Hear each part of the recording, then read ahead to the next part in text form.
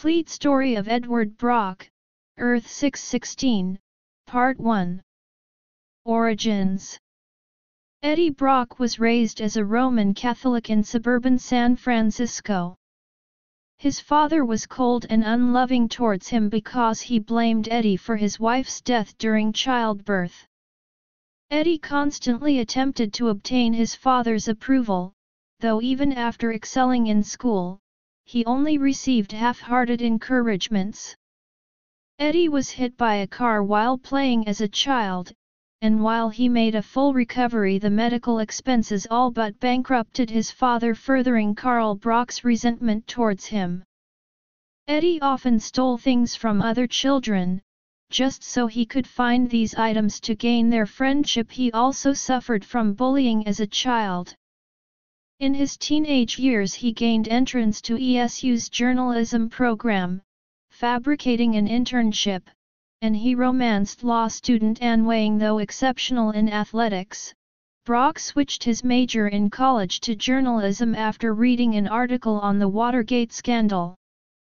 Upon graduating, he moved to New York City, married Anne, and as a member of the Associated Press, he obtained a job as a journalist for the Daily Globe. He proved himself to be highly talented, though even this did not get his father's approval. Being a young reporter, Brock faced down the shadowy alien Krabat and uncovered illegal human testing at Devlin McGregor Pharmaceuticals, although threats on Anne's life prevented him from reporting that. He later began to suffer from severe anxiety, which was soon discovered to be adrenal cancer. With just months to live, Brock wanted to break a big story, and thought he had found this story when he was accidentally contacted by Emil Gregg, who claimed to be the serial killer Sin Eater. Eddie wrote front-page exclusives of the Sin Eater, protecting his identity under the First Amendment, until a crisis of conscience and pressure from the police and his editor forced him to write an exclusive article revealing Gregg as the Sin Eater. Although that edition of the paper sold out immediately, that same day Spider-Man captured and revealed the true identity of the Sin Eater to be Detective Stan Carter. Gregg was found to be Carter's delusional neighbor, making Brock a laughingstock among his fellow journalists. Fired from the Daily Globe, he was forced to write venomous drivel for a tawdry tabloid. Anne left him, his father disowned him, and his future appeared to be over. Brock blamed all of these problems on Spider-Man, and began an intense physical workout program hoping to reduce the stress of his life. However, such physical exertions only increased his violent obsession with Spider-Man. Although his body had been honed to near perfection, Brock's mind was reduced to an all-consuming vessel of hatred. Sometime after Eddie's life took these drastic changes, and overwhelmed by his shame and the knowledge of his impending death, he began contemplating suicide. He decided to visit Our Lady of Saints Church to beg forgiveness from God for this mortal sin before doing it. As Eddie questioned his resolve to go through with his suicide, a strange man approached and said he might find what he was looking for inside. Once inside the church, he was caught by surprise when the symbiotic alien costume, which had earlier been discarded by Spider-Man in the church's bell tower, attacked and bonded with him, drawn by his despair, adrenaline, and fierce hate, on which it fed. The symbiote bonded mentally and physically to Brock, whose rage and hatred towards Spider-Man further corrupted it, causing it to become increasingly vicious and bloodthirsty. Brock soon discovered that the costume gave him all of Spider-Man's powers, adding its biomass to his already large frame and increasing his strength to levels surpassing those of Spider-Man. Through the symbiote, Brock learned a great deal about Spider-Man, including his secret identity, and chose to name their merged form Venom, because that's what I'm paid to spew these days. Brock taunted Peter Parker with minor assaults, such as pushing him in front of an oncoming train and then grabbing his ankle while scaling an Atlantic City building. The alien costume could cancel out the wall crawler's spider sense, presumably by projecting conflicting frequencies upon Spider-Man's brain waves. Venom finally made a bold move when he confronted Parker's wife, Mary Jane Watson, at their old Chelsea apartment. Although Venom's twisted sense of morality did not allow him to physically harm Mary Jane, Spider-Man immediately realized the nature of this threat. Remembering the symbiote's weakness, Spider-Man retrieved a sonic blaster from the Fantastic Four, and fired the blaster at Venom. Spider-Man then discovered that the symbiote could not be separated from Brock because it had completely bonded with him. Spider-Man rationalized that further use of the weapon on Venom might kill him and decided to relent. Trying to escape and rethink his options, Spider-Man was caught unaware by Venom. He captured Spider-Man and secured him to the inside of the church bell with a considerable amount of webbing. Spider-Man narrowly escaped the bell's crushing clapper before defeating Venom by forcing him to deplete his webbing supply, of which the alien symbiote was actually comprised. Before the alien could regenerate enough of its mass to become a renewed threat, Spider-Man brought Venom to the Fantastic Four, who imprisoned him in a sonic containment cell. The Fantastic Four then shipped Venom to the government super prison in the Colorado Rockies called the Vault. A young guardsman, Hugh Taylor, who had just been assigned to the Vault, was fooled into thinking that Venom was a fallen colleague and released the gate mechanism, which imprisoned the criminal. Venom killed the naive guard and escaped to New York City. Later on, to avenge his son, General Orwell Taylor founded the armored vigilante team known as the Jury. While hitchhiking back to Spider-Man in Manhattan, he thwarted the criminal activity of a small militia in Missouri.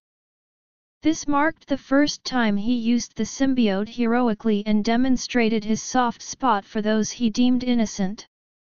Resuming his vendetta, Brock brutalized the Black Cat, menaced May Parker and bested Spider-Man in combat on an isolated Montauk, Long Island beach. However, this time, Spider-Man used psychological warfare upon Venom, by taunting the alien symbiote to return to him. The alien, torn by its love-hate relationship for Spider-Man, tried to leave Brock and to re-establish its link with its original owner, but the trauma of trying to detach itself from Brock's nervous system was too much to bear. The alien costume and Eddie Brock were both knocked unconscious and subsequently returned to the Vault, where they were incarcerated. Some time later, Brock led a mass Vault breakout, requiring the Avengers and the Freedom Force to contain the villains. He also was apprehended by Quasar during the acts of vengeance. Eddie then faked his own suicide and escaped the Vault again. He attacked Spider-Man in Central Park, but abandoned the battle to save an innocent baby. When Venom returned to his underground lair, he was followed by Sticks and Stone in the hope of finding Spider-Man. Unfortunately for them, Venom escaped the sewers in his human guise. Venom lured Spider-Man into a confrontation in his sewer lair, but when Sticks and Stone intervened and attempted to kill Spider-Man. Fortunately for Spidey, albeit in a bad way, Venom would not allow anyone else to kill Spider-Man save himself and attacked them. Despite Spider-Man's best efforts to save Venom, Sticks touched the symbiote with his carcinogenic touch, seemingly killing it in the process. Returned to human form, Eddie Brock was sent to a normal prison at Rikers Island. In Rikers Island, Eddie was placed in the same cell as the nihilistic sociopath Cletus Kasady, a notorious serial killer, and developed an intense mutual hatred of him after learning he'd boasted of killing dozens of innocents. Later it was revealed the symbiote was merely sent into a comatose state, apparently immune to earthly diseases, and when it recovered it sought Eddie out and rebonded to him. In the ensuing breakout, however, the suit left a small asexually produced offspring behind it which bonded to Cassidy and transformed him into Carnage. Unaware of this development, Eddie captured Spider-Man and battled him on a deserted island in the Caribbean, away from people and innocents in the hope of killing him alone. However, Spider-Man later realized that Venom would only be happy if he knew that Spider-Man was dead. Faking his death, Spider-Man made Venom believe that he had died, and thus was able to escape. Happy at last, Venom saw there was no reason to return to civilization, having all he needed on the island, and stayed there. In a plan to help his father, Darkhawk hijacked a cargo plane which crashed onto the island. The two fought mostly because Venom desired privacy. After the symbiote sensed Powell's innocence, misleading the hero into thinking that he was dead, his peaceful solitude was also interrupted by his stint as an unwitting pawn of Nightmare, to torment Wolverine inside a dream zone. Subsequently Venom and Wolverine allied to try and foil Nightmare's scheme. At one point Wolverine seemingly saved Eddie's life. A few months later, however, Carnage began a mass-murdering rampage throughout Manhattan, killing hundreds of people. Spider-Man attempted to stop him, but swiftly learned that despite his superior experience he was outmatched. Realizing that Carnage possessed a symbiote, Peter reluctantly realized that he needed Venom's help in order to stop this menace. Contacting Johnny Storm, the Human Torch, they traveled to the Caribbean island where Venom resided. When Venom realized that Spider-Man was alive, he attacked the two. After a brief spat, Venom listened to what Spider-Man had to say. Promising to help Spider-Man stop Carnage in exchange for his freedom, Spider-Man reluctantly agreed, starting the first of many uneasy alliances with each other. Returning to New York, Venom and Spider-Man attempted to stop Carnage's rampage twice with equal failure. In their final attempt at Madison Square Garden, they stopped Carnage after he began trying to kill J. Jonah Jameson. Turning on the sound system to the maximum frequency, Spider-Man stopped Carnage. He then proceeded, albeit reluctantly, to use the sound waves on Venom before he attacked him, still possessing enough hatred and strength to choke him. His attempt to kill the wall crawler, however, was stopped by the Fantastic Four, who Venom realized were behind this plan all along. Venom's hatred for Spider-Man now grew greater than ever.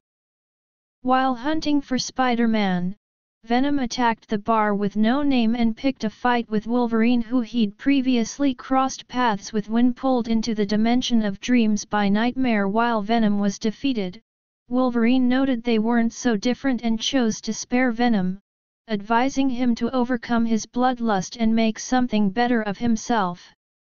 While Venom initially disregarded this advice, it laid the groundwork for his transition into an antihero. Venom later pretended the symbiote had died before going to trial, being defended by Matt Murdock, and pleaded innocence since the alien overshadowed him, but he was caught lying.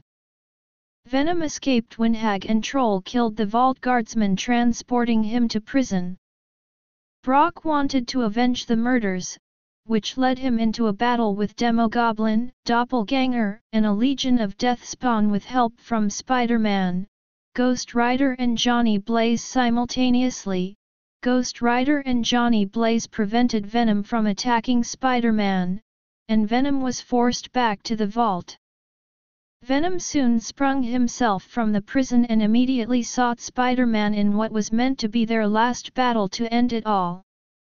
Learning that Parker's long-lost parents had resurfaced, unaware they were actually robot duplicates, Venom kidnapped them in order to protect their innocence from his corruption. Spider-Man contacted Eddie's ex-wife, Anne Weying, in order to gain info on his whereabouts, which led Spider-Man to Thrill World where he found Venom waiting.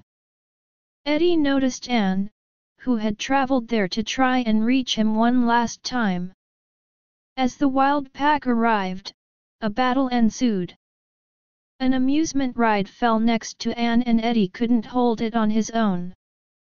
As Eddie started to falter, Spider-Man assisted him in holding the tremendous weight, and together they tossed the ride aside. Afterwards, Venom began to resume the fight with Spider-Man, but Anne stopped him, reminding Eddie that Spider-Man just saved an innocent life. Pondering this fact for a moment, Eddie realized that by not killing Spider-Man, more innocent lives could be saved. Venom then made a deal with him: so long as Spider-Man did not go after them, they would not go after him.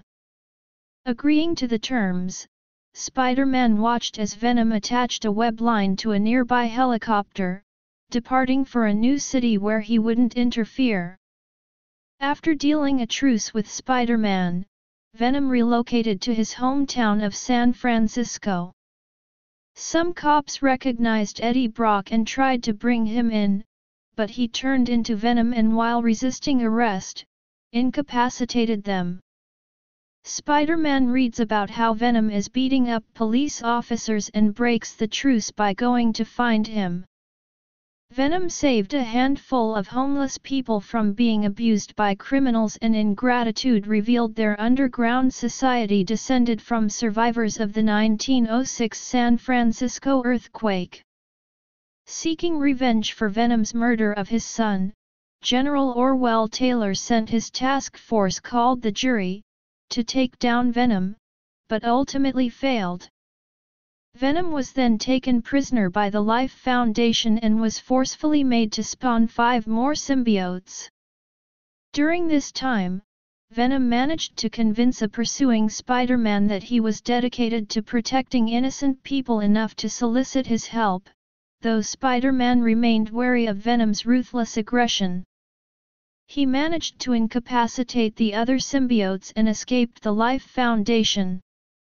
The man responsible for the Life Foundation and the symbiotes, Roland Treese, planned on killing the underground civilization in order to obtain a large mass of gold supposedly buried within it. Enlisting Spider-Man's aid once again, the two thwarted his evil scheme. Saving the citizens of the underground city, they awarded him their vote of acceptance to take up residence there. When Venom heard the news of Carnage leading a massacre across NYC, he went there to stop the villain, but was outnumbered by Carnage and his minions. He took up alliance with Spider-Man and many other superheroes in an effort to stop Carnage and his henchmen. Venom advocated the use of lethal force against Carnage, but Spider-Man refused this tactic, putting them at odds. The heroes eventually succeeded, with Venom tackling Carnage into a generator system, rendering him unconscious. Spider-Man and Black Cat believed that Venom had sacrificed his body to save them from Carnage. Venom survives and eventually returns home. During his period of vigilantism, Eddie crossed paths with other superheroes and anti-heroes such as the Punisher, Darkhawk, Daredevil, Iron Man, Morbius, Mace, Hulk, Bruce Banner, and Vengeance. In one of these encounters he attempted to rid his symbiote of its weakness to fire and sound by acquiring a biovirus, but was convinced by Daredevil that his weakness actually provides him an opportunity to prove himself as a hero. Venom learned he was being hunted by a criminal group, which led to his second encounter with Darkhawk. Venom expressed to Darkhawk how he felt betrayed by him, due to Darkhawk attacking him and swearing to turn him over to the authorities for his past crimes, despite Venom seemingly sparing Darkhawk's life in their previous encounter. Venom bested him in battle but resisted killing him as a return favor for his aiding him in battle against the Seekers.